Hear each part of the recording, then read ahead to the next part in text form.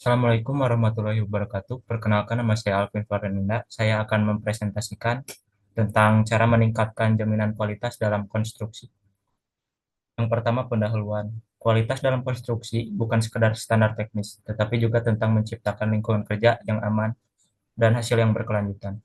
Dengan strategi yang tepat, kita bisa memastikan proyek berjalan lancar dan sesuai harapan. Presentasi ini akan membahas langkah-langkah yang bisa diterapkan untuk meningkatkan jaminan kualitas dalam konstruksi. Pertama, tentukan tujuan kualitas.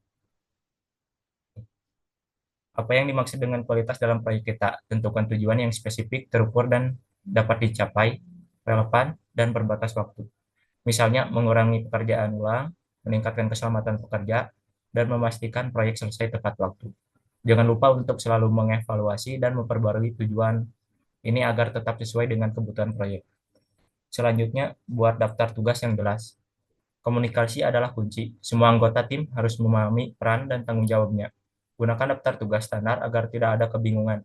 Manfaatkan teknologi untuk membantu menyederhanakan dan mengordinasikan pekerjaan. Selanjutnya, fokus pada alur kerja yang efektif.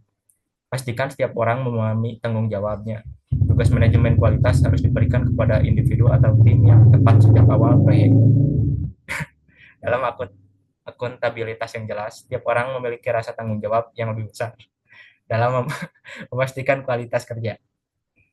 Selanjutnya, menentukan tanggung jawab dengan jelas. Siapa yang memastikan kualitas proyek tetap terjaga? Tetapkan individu atau tim yang bertanggung jawab untuk inspeksi, pengujian, dan peninjauan dokumentasi. Selanjutnya, menilai risiko secara berkala. Risiko dalam konstruksi bisa muncul kapan saja. Penilaian berisiko secara berkala dapat membantu mengidentifikasi masalah sebelum menjadi lebih besar. Beberapa tantangan yang sering dihadapi yaitu kualitas material yang kurang baik, pengerjaan yang tidak sesuai standar, perubahan cakupan proyek yang mendadak, gangguan rantai pasokan, faktor lingkungan yang tidak terduga, risiko keselamatan pekerja, manajemen dan pengawasan yang kurang efektif. Selanjutnya, standar proses untuk konsistensi. Menggunakan pendekatan yang sama di setiap proyek akan mengurangi kesalahan dan meningkatkan efisiensi. Dokumentasikan setiap proses menggunakan template digital atau daftar periksa standar.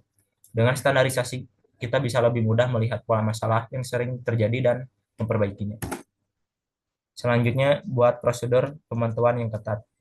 Inspeksi rutin sangat penting untuk menjaga standar kualitas. Lakukan audit internal secara berkala untuk memastikan semua proses berjalan sesuai standar. Tinjau kembali dokumentasi proyek secara berkala agar selalu selaras dengan spesifikasi awal. Selanjutnya, dokumentasikan dan lacak kualitas. Catat setiap langkah pengendalian mutu yang dilakukan. Jika terjadi masalah, dokumentasikan penyebab dan cara penyelesaiannya.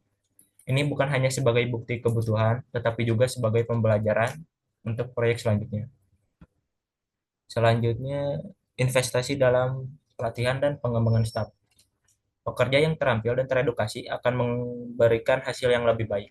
Berikan pelatihan tentang teknik kerja yang benar, penggunaan alat, serta standar keselamatan. Perbarui pengetahuan tim dengan informasi terbaru tentang industri dan teknologi. Selanjutnya, manfaatkan teknologi untuk efisiensi. Gunakan perangkat lunak manajemen kualitas untuk mengoptimalkan proses. Penyimpanan data yang terpusat dan kolaborasi real-time akan membantu pemantauan proyek lebih efektif. Teknologi bisa membantu kita bekerja lebih cerdas, bukan lebih keras. Kesimpulan, kualitas bukan hanya tentang hasil akhir, tetapi juga tentang bagaimana kita mencapainya dengan strategi yang tepat. Kita bisa menciptakan proyek yang lebih efisien, aman, dan berkualitas tinggi. Evaluasi terus-menerus adalah kunci untuk berkembang. Sekian, terima kasih.